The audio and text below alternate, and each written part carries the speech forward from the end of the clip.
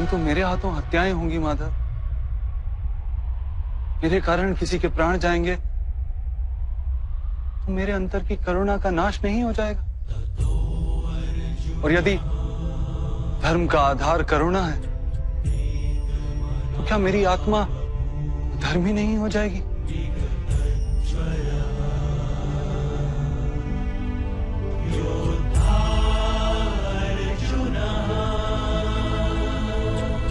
कर्म का बंधन अवश्य निर्मित होता है,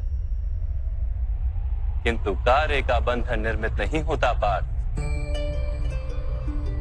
तुम्हें कर्म और कार्य के बीच क्या भेद है, ये जानना आवश्यक है। सभी कर्म कार्य हैं, किंतु सभी कार्य कर्म नहीं। कर्म उस कार्य को कहते हैं जिसके साथ फल की आशा जुड़ी। मनुष्य जब भी सुख की, संपत्ति की, प्रशंसा की आशा रखकर कोई कार्य करता है तो वो उस कार्य के फल से बंध जाता है।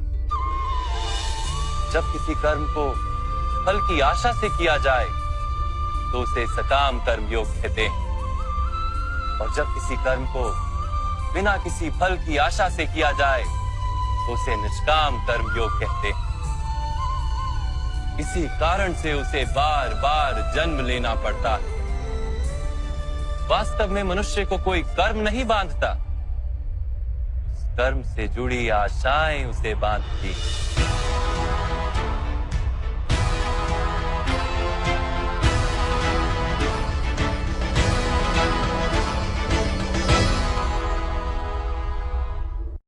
वास्तव में मनुष्य को कोई कर्म नहीं बांधता, उस कर्म से जुड़ी आशाएं उसे बांधती हैं। वो कैसे माधव? यदि इस युद्ध में तुम्हें विजय होने की आशा है तो पराजित होने पर तुम्हें भीषण दुख होगा, और वो दुख तुमसे कोई अन्य कार्य करवाएगा जिसके लिए तुम्हें दूसरा जन्म लेना पड़ेगा। और यदि तुम विजयी हुए तो तुम्हारा अहंकार बढ़ेगा, और वो अहंकार तुम्हें विश्व विजय के लिए प्रेरित करेगा, तुमसे हत्याएं करवाएगा और उसका पाप तुम्हें बांधेगा। विचार करो, यदि तुम्हें इस युद्ध में ना विजय का मोह और ना पराजय का भय, तो इस युद्ध के अंत में तुम्हें सुख प्राप्त होगा या दुख प्राप्त होगा? ना सुख माधव, ना ही दुख। अर्थात तुम्हारा सुख, दुख, हताशा, निराशा, अहंकार युद्ध के कारण नहीं है। युद्ध के साथ तुमने जो आशाएं बांधी हुई हैं, उसके कारण है। क्या ये सत्य नहीं है पार्थ?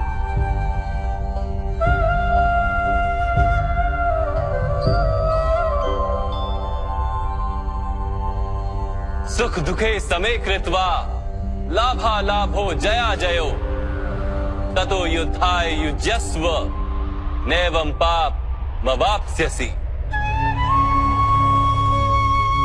अर्थात सुख दुख को समान मानकर लाभ हानि जय पराजय का विचार किए बिना यदि तुम युद्ध करोगे कौन्तेय, तो तुम पाप के भागी नहीं बनोगे। इसी को कर्म योग कहते हैं।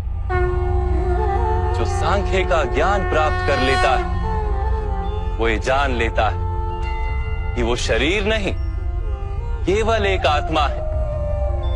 शरीर के भोग और अनुभव तो केवल मृत्यु तक है, अर्थात वास्तविक नहीं, केवल माया है। उसके लिए कर्मयोगी बनना सरल हो जाता है। परंतु माधव, यदि कार्य से बंधन निश्चित है तो क्या संसार का त्याग करके संन्यास लेना उचित नहीं? इसी विचार का परिणाम है कि आज ये युद्ध हो रहा है पार्थ।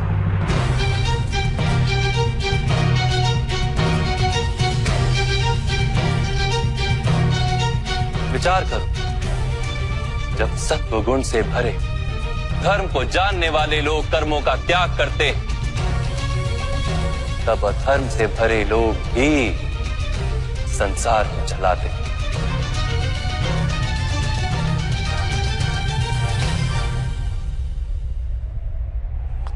यदि महामहिम ने संसार का त्याग ना किया होता तो आज अधर्म इतना बढ़ता ही नहीं।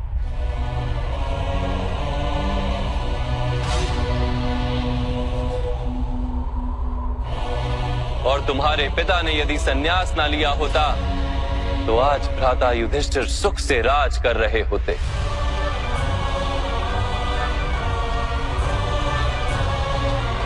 और अपनी प्रजा को न्याय और धर्म का ज्ञान दे रहे होते। किंतु दुखदायक बात तो यह है पार्थ कि सत्व गुण से भरे मनुष्य ही संसार को लाभ दे सकते हैं, किंतु वो ही संन्यास का विचार करते हैं। जैसे जल तो भाप बनकर उड़ जाता है और कीचड़ वहीं पड़ा रहता है, वैसे सत्वगुणी सज्जन लोग तो संसार का त्याग कर देते और तमस से भरे अधर्मी लोग संसार में कार्य करते हैं। इसी कारण से संसार में पाप और अधर्म बढ़ता है।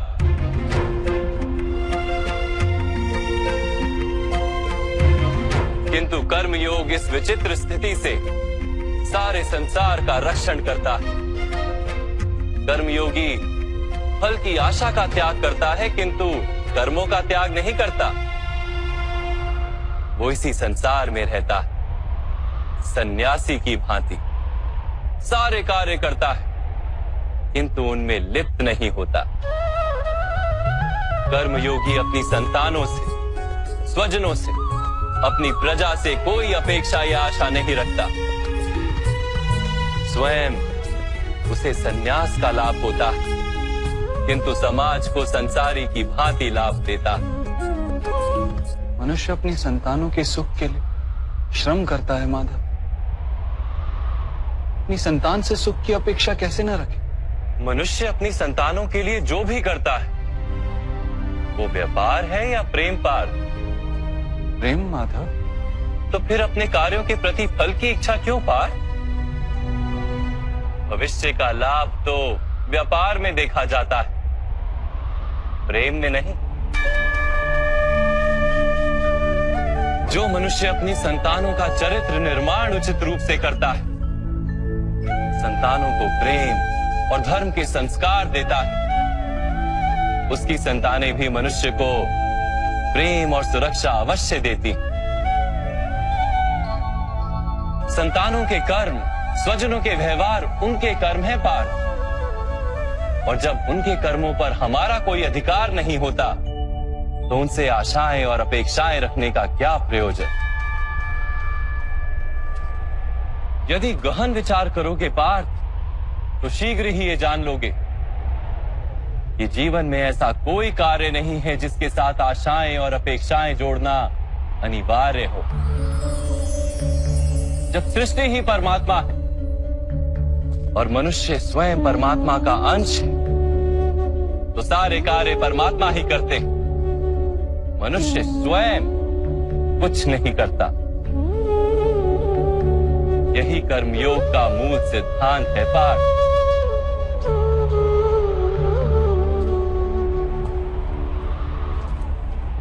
तुम्हें भी कर्मयोगी बनकर ये युद्ध करना आवश्यक है पार्थ। त्रिगुणिया विश्या वेदा निस्त्रिगुण्यो भवार्जुना निर्द्वंद्वो नित्य तत्वस्थो निर्योग क्षेम आत्मवान। तीन गुणों का त्याग करके निर्गुण बन जाओ पार्थ। इस द्वंद्व से मुक्त हो जाओ।